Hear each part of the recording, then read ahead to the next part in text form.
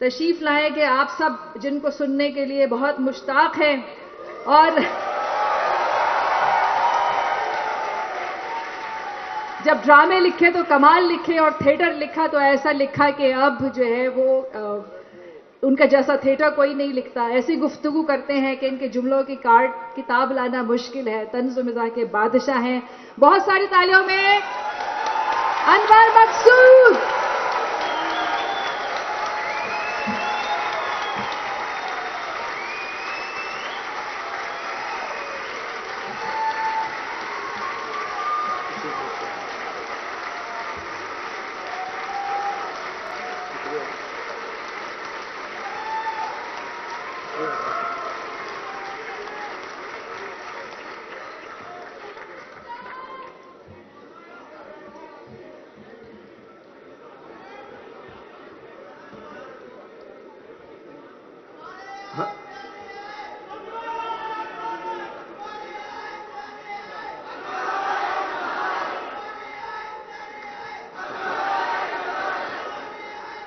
بہت بہت شکریہ، بہت بہت شکریہ.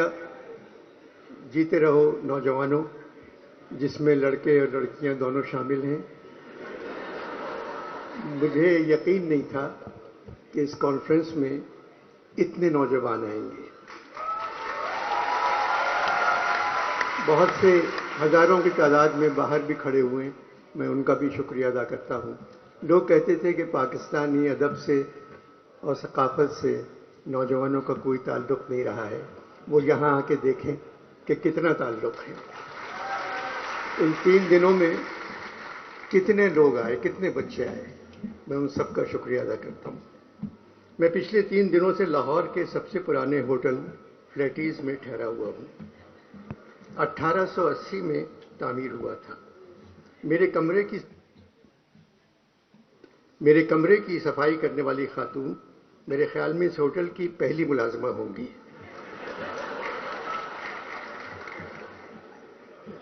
آج صبح میں نے ان سے کہا آپ زحمت نہ کریں، آپ کہاں رہتی ہیں، میں آ کر آپ کے کمرے کو صاف کروں گا.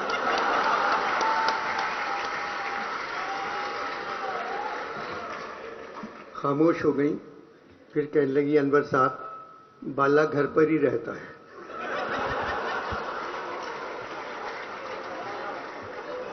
شاید میرا خلوص وہ نہیں سمجھی. میں نے پوچھا کہاں کی ہو، تو کہنے لگی گجرات. میں نے کہا مسلم لیگ کاف کی طرف ہو؟ بولی مسلم لیگوں نے قاعدے کی ایسی تیسی کر دی ہے، صرف کاف گاف بچ گئے ہیں. مجھے نہیں معلوم میں کس کی طرف ہوں. پڑھی لکھی ہو؟ میاں جی پڑھی لکھی ہوتی تو بے روزگار ہوتی.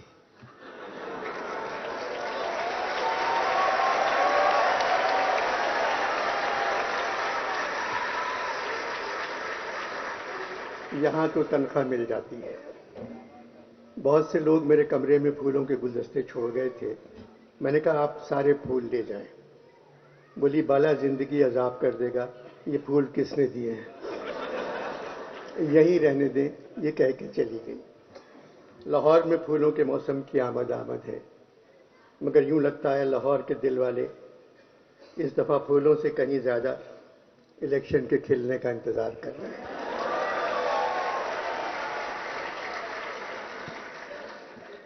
الیکشن ہوں گے یا نہیں، یہ بات نہ الیکشن کمیشن جانتا ہے، نہ سرکار.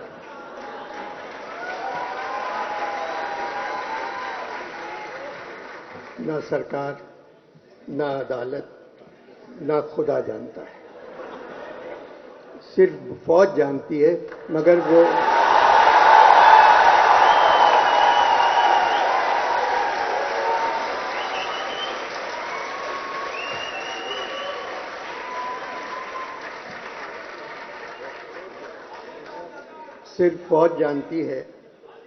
وہ بتا کر نہیں دے رہی ہے. حالات کی وجہ سے الیکشن کے ساتھ بھی کمیشن لگا دیا گیا ہے، اور ہم سب جانتے ہیں یہاں بغیر کمیشن کے کوئی کام نہیں کرتا.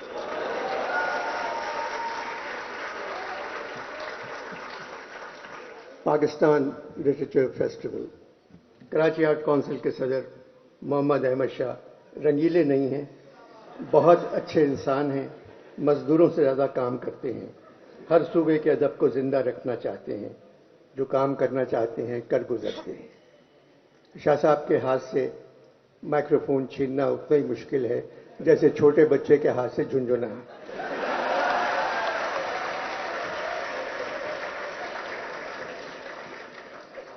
15 برسوں سے کراچی میں ادبی کانفرنس کروا رہے ہیں.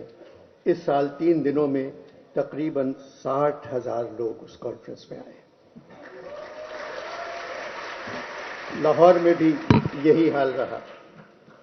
ان 3 دنوں میں نے پنجاب کے نوجوانوں کو دیکھا, آنکھوں میں چمک, پیشانی پر روشنی, چہرے درخشاں, ہاتھوں میں سیل فون, مگر پیشانی پر روشنی سیل فون کی نہیں تھی. ان کو دیکھ کر مجھے ایسا لگا پاکستان کا مستقبل روشن ہے. اس کانفرنس میں ادب پر بات ہو رہی ہے. ہال نمبر 1 بھرا ہوا ہے, لوگ کھڑے ہوئے ہیں, جگہ نہیں تھی. کلچر پر بات ہو رہی ہے, ہال بھرا ہوا ہے. مصوری, موسیقی اور تعمیر پر بات ہو رہی ہے, ہال بھرا ہوا ہے. حالات حاضرہ پر بات ہو رہی ہے, ہال خالی ہے.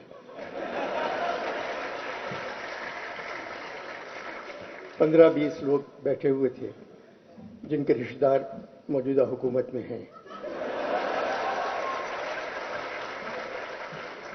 4-5 لوگ ایسے تھے جن کا تعلق فوج سے ہے.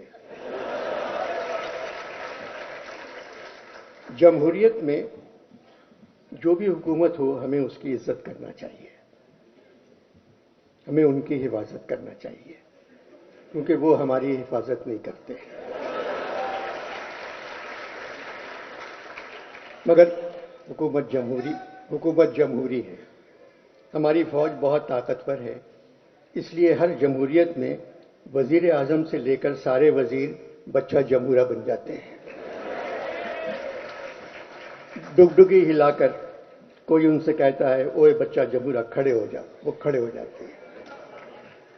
اوئے بچہ جمہورہ اب چل, سب چلے جاتے ہیں. بچہ جمہورہ کا تماشا ہم سڑکوں پر 75 سال سے دیکھ رہے ہیں. ایک آدمی کے ہاتھ میں ڈگڈگی, ایک بندر پر چادر پڑی ہوئی. ڈگڈگی بجانے والا اس سے جو کہتا ہے بندر وہی کرتا ہے. ایک تھیوری ہے کہ انسان پہلے بندر تھا, مگر نئی تھیوری یہ ہے پاکستان میں جمہوری حکومت میں انسان سے بندر بن جاتا ہے.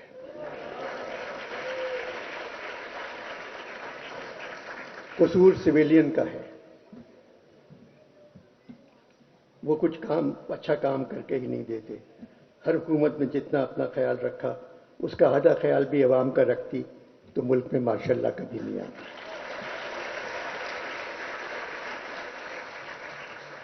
75 برسوں میں فوج نے تقریباً 35 برس ہم پر حکومت کی ہے. 35 برس تو یوں ہی کہہ گیا, 75 برسوں میں تقریباً 74 برس فوج نے ہم پر حکومت کی ہے, آج بھی کر رہی ہے. اس میں فوج سے کہیں زیادہ ہمارا قصور ہے. فوج ہماری ضرورت ہے, مگر جمہوری دور میں نہ جانے کیوں ہم فوج کی ضرورت بن جاتے ہیں. جو سپاہی حکم کے تحت قتل کرتا ہے یا جو سرکاری ملازم قوانین کی تکمیل کروانے میں کسی کو اذیت پہنچاتا ہے, وہ خود کو ذمہ داری سے آزاد سمجھتا ہے کہ حکم کے نوکر ہیں.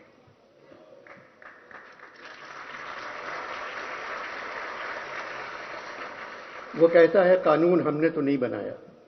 وہ یہ بھول جاتا ہے کہ ہر عمل ایک عمل کرنے والے کی طرف لوٹتا ہے, اور ان کا عمل بھی انہی کی طرف لوٹے گا.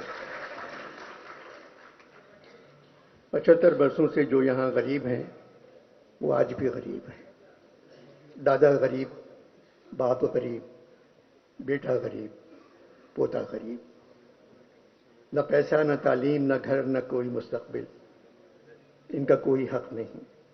صرف ایک حق ہے, اگر غلطی سے کہیں الیکشن ہو جائے تو ان پہ ووٹ ڈالنا فرض ہے.